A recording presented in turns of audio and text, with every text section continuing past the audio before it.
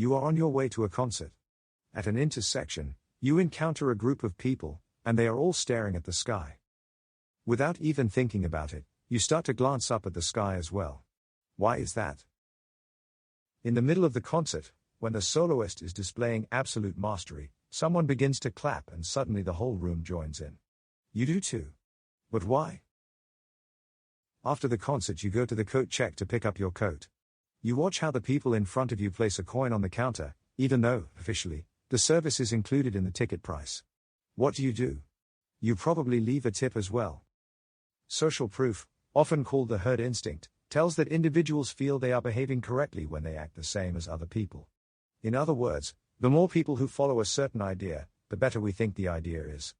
And the more people who display a certain behavior, the more appropriate this behavior is judged to be by others. This is, of course, absurd.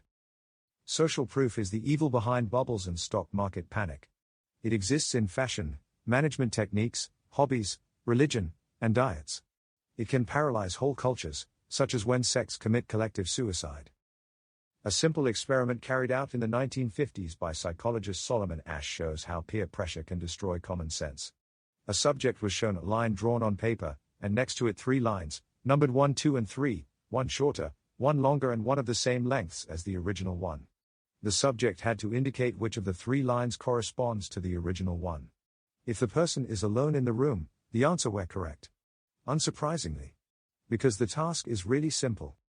Now 5 other people enter the room. They are all actors. Which the subject does not know.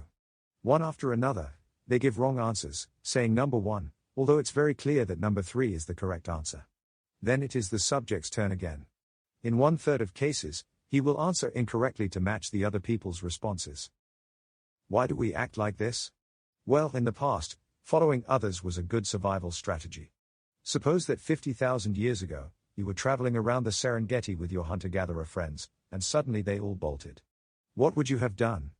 Would you have stayed put, scratching your head, and weighing up whether what you were looking at was a lion or something harmless? No, you would have sprinted after your friends. Later on, when you were safe, you could have reflected on it. Those who acted differently from the group, and I am sure there were some, exited the gene pool. We are the direct descendants of those who copied the others' behavior. This pattern is so deeply rooted in us that we still use it today, even when it offers no survival advantage, which is most of the time. Only a few cases come to mind where social proof is of value. For example, if you find yourself hungry in a foreign city and don't know a good restaurant, it makes sense to pick the one that's full of locals. In other words, you copy the locals' behavior. Comedy and talk shows make use of social proof by inserting canned laughter at strategic spots, inciting the audience to laugh along. One of the most impressive, though troubling, cases of this phenomenon is the famous speech by Nazi propaganda minister Joseph Goebbels, delivered to a large audience in 1943. See it for yourself on YouTube. As the war went from bad to worse for Germany, he demanded to know, do you want total war? If necessary, do you want a war more total and radical than anything that we can even imagine today? The crowd roared. If the attendees had been asked individually and anonymously, it is likely that nobody would have consented to this crazy proposal. The advertising industry benefits greatly from our weakness for social proof. This works well when a situation is unclear, such as deciding among various car makes, cleaning products, beauty products etc. with no obvious advantages or disadvantages, and where people like you and me appear. So, be skeptical whenever a company claims its product is better because it is the most popular. How is a product better simply because it sells the most units? And remember novelist W. Somerset Maugham's wise words, if 50 million people say something foolish, it is still foolish.